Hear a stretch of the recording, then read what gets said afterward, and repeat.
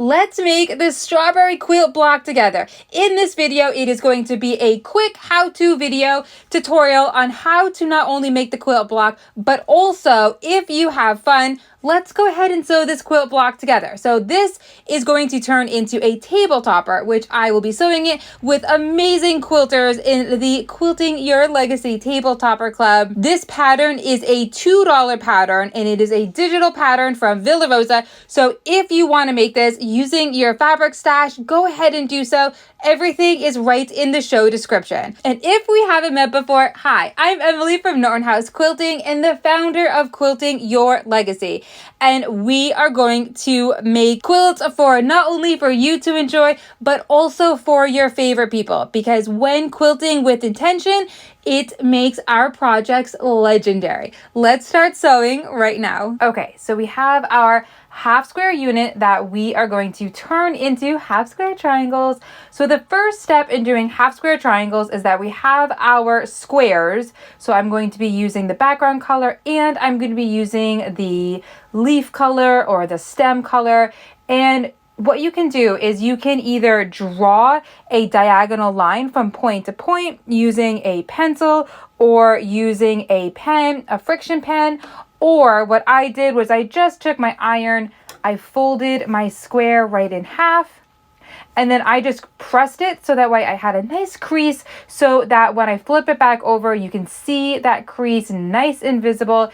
And then I am going to place it on my sewing machine and I will be sewing 1/4 inch away from this sew line so that I have 2 half square triangles when I am done.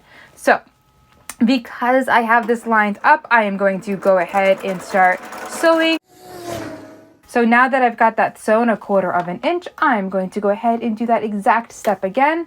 So this is where I'm just lining up my line right here.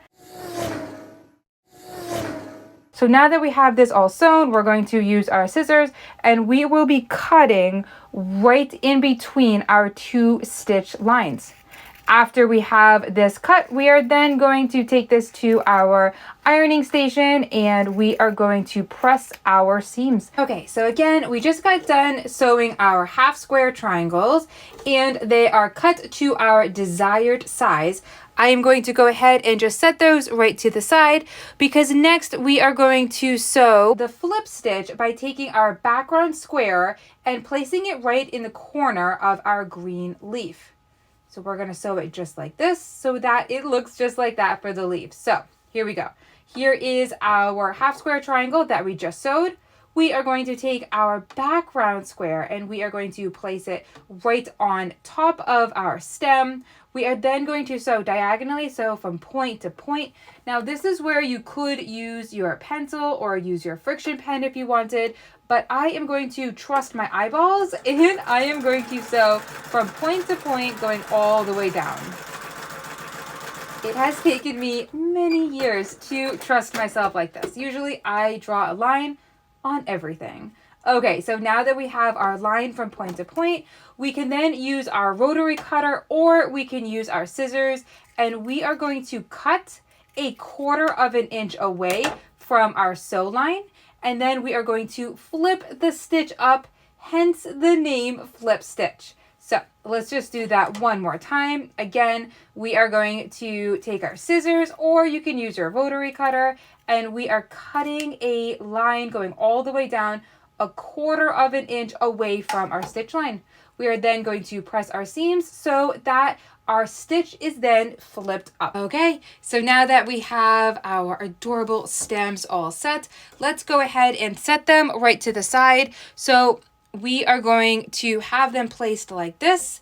We'll have our other, I'm going to set the scissors down there. We'll have our other stem placed like that, which means next we are going to take our background fabric. We're going to take 2 of them and we are going to sew them right on the top of our stems like this. So just to visualize, we're going to sew it like this, sew it like that, because this is the placement that we want our stems to go into. Placing our fabrics right sides together, we are going to sew 1/4 inch going all the way down. Okay, so now that we have that sewn, I just sewed them right together. So I'm just going to take my scissors, go right in between.